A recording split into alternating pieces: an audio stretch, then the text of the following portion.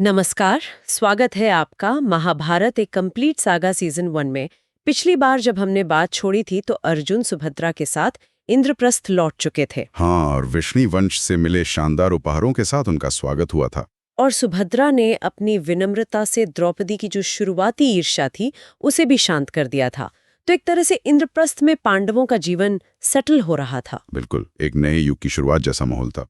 लेकिन महाभारत में शांति ज्यादा देर कहाँ टिकती है। सही बात है। आज हम जिस घटना की बात करेंगे वो इतनी नाटकीय और विध्वंसक है कि उसने पांडवों की किस्मत हमेशा के लिए बदल दी। हम बात कर रहे हैं खांडव दाह पर्व की। हाँ, खांडव दाह पर्व। और इसकी शुरुआत होती है, मजेदार बात यह है कि एक देवता की बदहजमी से। तो चलिए इस घटना की परतों को खोलते हैं। तो सीन ये है कि इंद्रप्रस्थ में एक शांत दिन है। कृष्ण और अर्जुन यमुना नदी के किनारे खांडव वन के पास आराम कर रहे हैं। माहौल बिल्कुल शांत है। तभी उनके सामने एक ब्राह्मण प्रकट होता है और उनका तेज मतलब सूरज की तरह था। सुनहरे बाल, एक अलग ही ऑरा था। और ये भी समझना जरूरी है कि ये कोई आम जगह नहीं थी। खांडव वन एक बहुत ही घना, पुराना और कह सकते हैं रहस्यमयी जंगल था। अच्छा, ये देवताओं के राजा इंद्र का एक तरह से प्रोटेक्टेड एरिया था। इंद्र का क्यों? क्योंकि यहाँ उनके मित्र नागों के राजा तक्षक का निवास था। ये जंगल जीवन से तो भरपूर था, पर यहाँ नाग, असुर, राक्षस मतलब कई खतरनाक जीव भी रहते थे। एक वाइल्ड अनटेम्ड लैंड थी। तो ये तेजस्वी ब्राह्मण कृष्ण और अर्जुन के पास आकर एक बहुत ही अजीब सी रिक्वेस्ट करता है। वो कहता है कि उसे बहुत तेज भूख लगी है और वो पूरे खांडव वन को खाना चाहता है। ये सुनने में ही बहुत अजीब है। हाँ, मतलब एक पूरा का पूरा जंगल कोई कैसे खा सकता है? क्या कृष्ण और अर्जुन ने इस पर तुरंत विश्वास कर लिया या उन्हें लगा कि कोई मजाक कर रहा है? ये एक बेहतरीन सवाल है। देखिए, शुरुआत में वे भी हैरान थे, लेकिन उस ब्राह्मण का तेज और उसकी भाषा से उन्हें ये एहसास हो गया कि ये कोई साधारण व्यक्ति नहीं है। अच्छा। और यहीं से रहस्य खुलना शुरू होता है। वो ब्राह्मण वो कोई और नहीं बल्कि स्वयं अग्निदेव थे। अग्निदेव? हाँ, उन्होंने अपनी असली पहचान बताई और अपनी प्रॉब्लम समझाई। हुआ ये था कि राजा श्वेतकीन ने एक बहुत लंबा यज्ञ किया था जो कई सालों तक चला। कई सालों तक? हाँ, और उस यज्ञ में अग्निदेव ने लगातार इतना घी पी लिया था कि उन्हें एक तरह की दिव्य बीमारी हो गई थी। आप कह सकते हैं एक डिवाइन इंडिजेशन। Divine indigestion? अच्छा, तो इस बीमारी का इलाज था खांडव वन को जलाना? बिल्कुल। इस बीमारी से मुक्त होने के लिए उन्हें खांडव जैसे विशाल जीवन से भरपूर जंगल को जलाकर उसकी चर्बी और मज्जा को भस्म करना था। लेकिन इसमें एक बहुत बड़ी अड़चन थी। हाँ, अग्निदेव ने बताया कि वो जब भी जंगल को जलाने की कोशिश करते हैं, इंद्र अपने मित्र तक्षक और बाकी नागों को बचाने के लिए मूसलाधार बारिश करके आग बुझा देते हैं। मतलब देवताओं के राजा इंद्र खुद उनके रास्ते में खड़े थे। तो फिर दो मनुष्यों से मदद मांगने का क्या कारण था? कहानी का असली मोड़ तो अब आता है।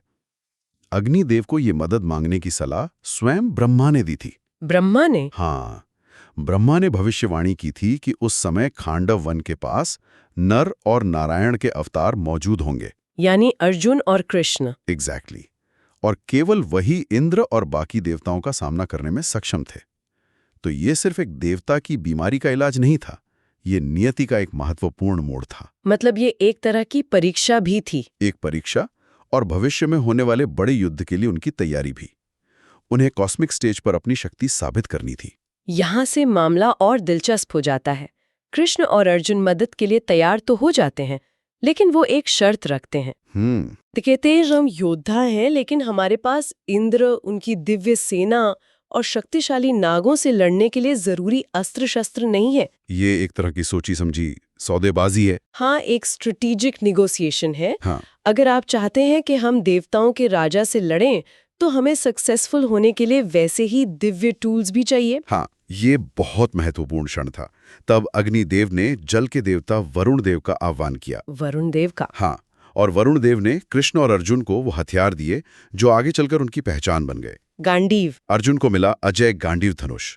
और ये कोई साधारण धनुष नहीं था, इसे स्वयं ब्रह्मा ने बनाया था और ये पीढ़ियों से देवताओं के पास था। इसका मिलना अर्जुन को सिर्फ एक योद्धा नहीं बल्कि एक डिवाइन रूप से स्वीकृत नायक बना रहा था। और गांडीव के साथ उन्हें तरकश भी मिले थे। हाँ, कभी खत्म न होने वाले बाणों के 2 तरकश और कभी ध्वज वाला एक दिव्य रथ भी मिला। और कृष्ण को क्या मिला? कृष्ण को मिला सुदर्शन चक्र, जो सिर्फ एक हथियार नहीं बल्कि धर्म और व्यवस्था का प्रतीक था। साथ ही उन्हें कौमोदू की गदा भी मिली। तो इस एक घटना ने उन्हें वो आर्सेनल, वो शस्त्रागार दिया जिसकी जरूरत उन्हें कुरुक्षेत्र में पड़ने वाली थी। बिल्कुल, ये हथियार महज हथियार नहीं थे, ये उनकी शक्ति और उनके उद्देश्य का प्रतीक बनने वाले थे। तो अब दिव्य शस्त्रों से लैस होकर कृष्ण और अर्जुन तैयार थे। अग्निदेव ने अपनी पूरी शक्ति से जंगल को चारों ओर से जलाना शुरू कर दिया। आग की लपटें आसमान छूने लगी थी। और यहाँ उनकी रणनीति देखने लायक थी। ये सिर्फ आग लगाना नहीं था। नहीं, यह एक कैलकुलेटेड मिलिट्री ऑपरेशन था। अर्जुन ने अपने गांडीव धनुष से बाणों की ऐसी बौछार की कि जंगल के ऊपर एक गुंबद, एक शरपंजर बन गया। शरपंजर मतलब बाणों की छत? हाँ, इस बाणों की छत ने पूरे जंगल को ऊपर से ढक लिया। अब कोई भी पक्षी या कोई भी उड़ने वाला जीव बाहर नहीं निकल सकता था। एक मिनट रुकिए, मतलब ऊपर से बाणों की छत और नीचे जमीन पर? जमीन पर कृष्ण अपना सुदर्शन चक्र लेकर खड़े थे। जो भी नाग, असुर, राक्षस या कोई भी प्राणी आग से बचकर भागने की कोशिश करता, चक्रों से तुरंत नष्ट कर देता। ये तो एक अचूक जाल था, एन इनेस्केपेबल ट्रैप। बिल्कुल, ऊपर से बाणों की छत, नीचे से चक्र का पहरा और चारों तरफ से धधकती आग। उन्होंने किसी भी जीव के बचने का कोई रास्ता ही नहीं छोड़ा। ये तो एक तरह का मिलिट्री किल बॉक्स है। उन्होंने पूरे इकोसिस्टम को एक जाल में फंसा लिया। हाँ, और जैसे ही इंद्र ने ये देखा, वे अपनी पूरी सेना और बादलों के साथ आए। उन्होंने आग बुझाने के लिए मूसलाधार बारिश शुरू कर दी। तो यहाँ सीधा सवाल उठता है, दो इंसान देवताओं के राजा से कैसे लड़ सकते हैं? पर जवाब ये है कि वे सिर्फ इंसान नहीं थे। अर्जुन ने अपने बाणों से एक और ऐसी अभेद्य छत बना दी जिसने बारिश की एक बूंद को भी जंगल तक पहुंचने ही नहीं दिया। उन्होंने इंद्र के सबसे शक्तिशाली हथियार बारिश को ही न्यूट्रलाइज कर दिया। एग्जैक्टली। 15 दिन, ये कल्पना करना भी मुश्किल है। 15 दिनों तक वो आग जलती रही।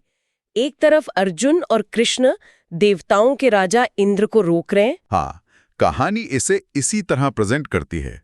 ये सिर्फ एक घटना नहीं है, ये एक तरह का सिस्टम रीसेट है। System reset? हाँ, पुरानी, जंगली और अपरिभाषित दुनिया यानी खांडव वन को हटाकर एक नई, संगठित और मानवीय सभ्यता यानी इंद्रप्रस्थ की स्थापना की जा रही है। मतलब प्रकृति पर मनुष्य की विजय का एक क्रूर लेकिन महत्वपूर्ण प्रतीक। बिल्कुल, एक विनाश से एक नए निर्माण की नींव रखी जा रही थी। ग्रंथों में जिक्र है कि अग्नि ने वसा और मज्जा की नदियां पी ली, जिससे वो तृप्त और स्वस्थ हो गए। इतने बड़े विनाश के बाद सवाल ये उठता है कि इसका असल मतलब क्या था? आग शांत हुई, जंगल राख बन चुका था, लेकिन क्या सब कुछ खत्म हो गया था? नहीं, सब कुछ खत्म नहीं हुआ था। इस महाविनाश से कुल 6 प्राणी बचे और हर एक का बचना भविष्य की कहानी के लिए बेहद महत्वपूर्ण था। 6 प्राणी? कौन थे वो? पहला था अश्वसेन, नागराज तक्षक का पुत्र। जब आग लगी तो तक्षक वहां नहीं था। अच्छा। अश्वसेन की वहां एक नागिन ने उसे बचाने के लिए निगल लिया और उड़ने लगी। अर्जुन ने बाण चलाकर नागिन का सिर काट दिया, लेकिन ठीक उसी समय इंद्र ने एक भ्रम पैदा किया, एक तरह का इल्यूजन, और उस भ्रम का फायदा उठाकर अश्वसेन भाग निकला। और यही अश्वसेन? हाँ, यही अश्वसेन बाद में कुरुक्षेत्र के युद्ध में कर्ण के बाण पर बैठकर अर्जुन से अपनी मां की मृत्यु का बदला लेने की कोशिश करेगा। तो यहाँ बदले का एक बीज बो दिया गया।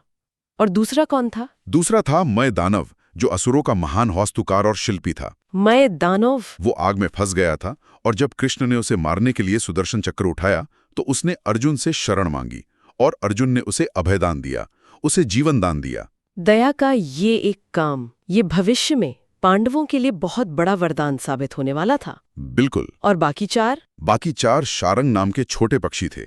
वे ऋषि मंडपाल के पुत्र थे, जिन्होंने पक्षी रूप में जन्म लिया था। अच्छा।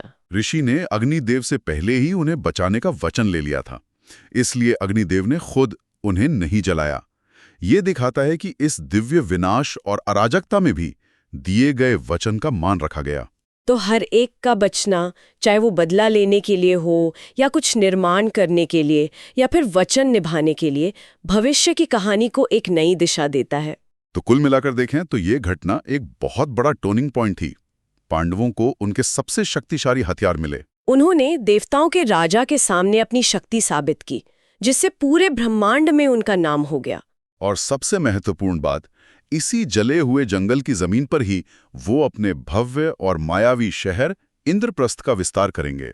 अंत में एक विचार, खांडव वन को जलाना एक देवता के इलाज और एक राज्य की स्थापना के लिए जरूरी बताया गया, लेकिन इसमें अनगिनत जाने गईं।